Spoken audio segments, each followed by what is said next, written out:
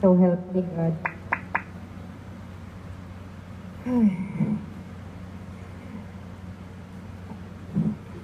Una na lang ako, Father, kasi baka mamaya pabasa ko na lang sa kanya yung vow ko, wala na akong masabi.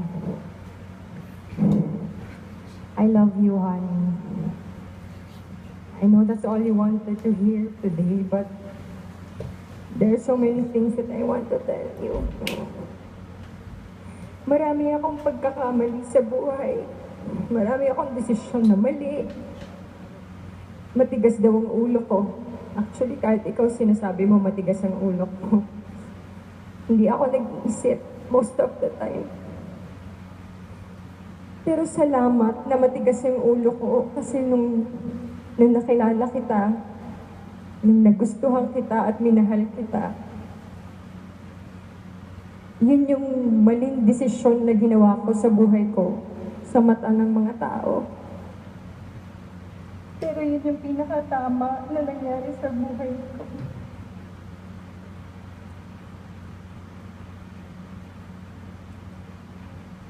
Eleven years ka nang nagpapakute sa akin. 11 years ka nang nagpapa-impress. And you have made me realize how beautiful life is. Ang sarap mabuhay pag ikaw ang kasama. It's so beautiful. I don't ever want it to end. And that is my greatest fear. Kasi na-realize ko, ang buhay, pag masaya ka, kahit gano'ng kahaba ka mabuhay sa mundo, maigsi pa rin.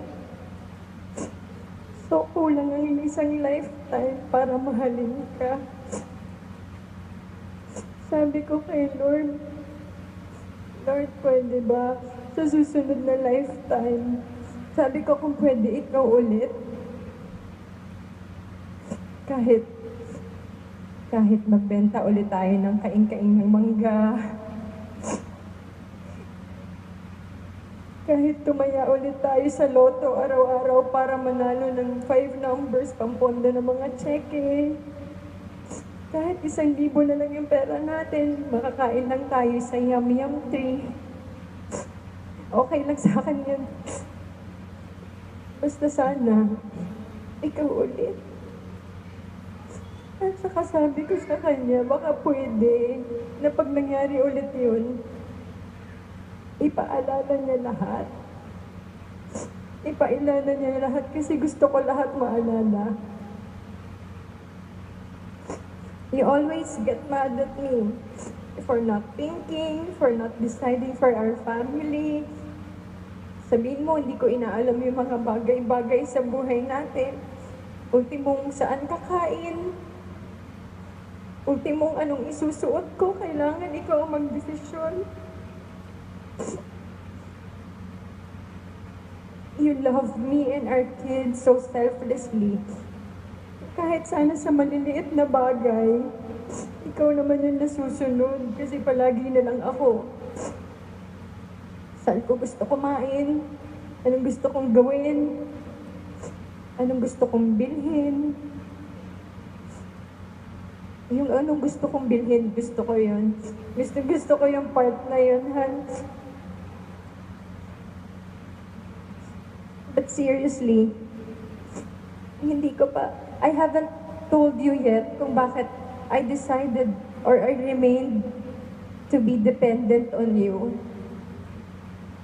Tumatak kasi sa akin nung may sakit ka, sabi mo, dapat matuto ko mag-decide para sa sarili natin, para sa family. Dapat makita mo na kaya kong i-handle yung mga bata ng ako lang. Kasi sabi mo, hindi mo alam kung kailan ka babawiin ni Lord sa akin. And for as long as nakikita mo na hindi ko kaya, mahihirapan kang iwan kami. Hindi pa ako tapos. Di ba sabi mo, nung nanonood tayo ng The Notebook, you just saw us 50 years from now. So So that's how it's all gonna end. Kasi hindi ko kaya maiwan.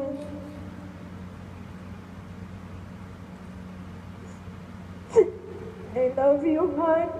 Salamat sa pagmamahal na walang hanggan at walang kondisyon. Salamat sa pagiging mabuti at maayos, mapagmahal at maarugang ama sa ating 3 anak.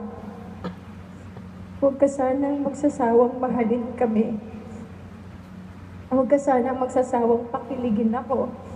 Kasi gusto ko yun pag nagpre-pretend tayo na college students tayo tapos kakabigay lang ng mga magulang ng allowance natin. I thank the Lord for giving me 11 great years with you. And I pray for lifetime after lifetime after lifetime of loving you. Happy 9th anniversary, mahal, in a few days. And thank you for the greatest story love has ever told. I love you. Thank you, Lord.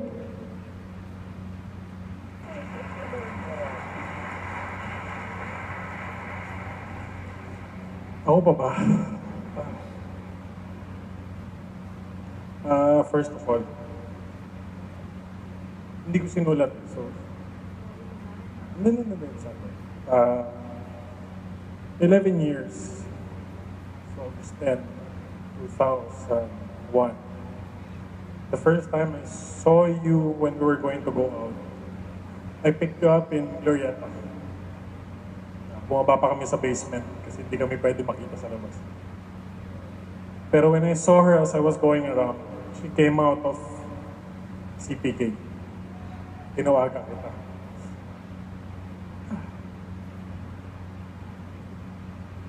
Sabi ko sa'yo,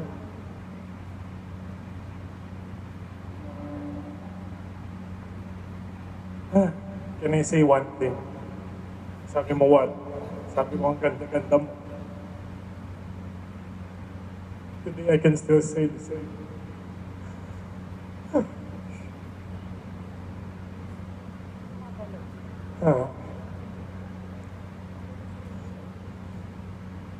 Kasi ang ganda-ganda mo pa rin. 11 years down the line, I've never seen you ugly. Maski pagising ko, maski nung buntis ka, napakataba mo. You're still pretty, beautiful for me. And that's all I can say for 11 years. Now, I want to thank you for everything, for accepting me, for accepting my weaknesses. You are my strength. Ikaw yun, hindi ako.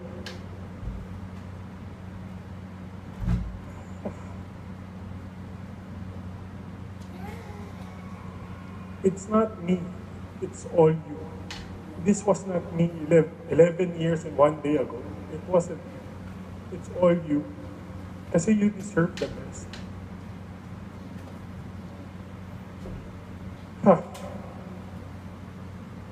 I've learned to love. Yung faith ko lumakas. I've learned to accept that people are, may weaknesses sila. I've learned to accept a lot of things because of you. Nabago mo ko without you telling me, Nahan, magbago ka. I changed for you. Kasi mahal kita and you deserve to be happy.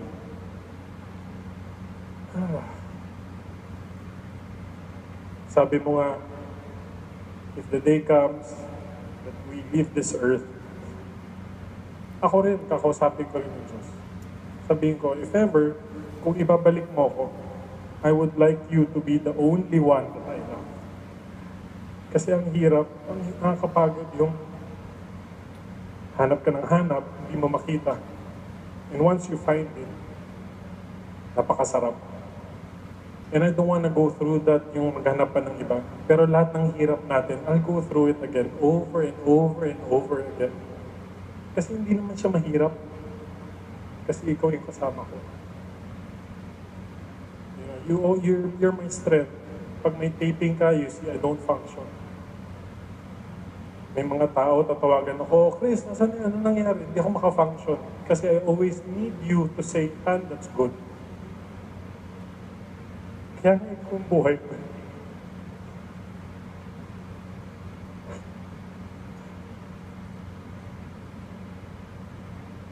You know you're my life. You're my only life. And I love you so much.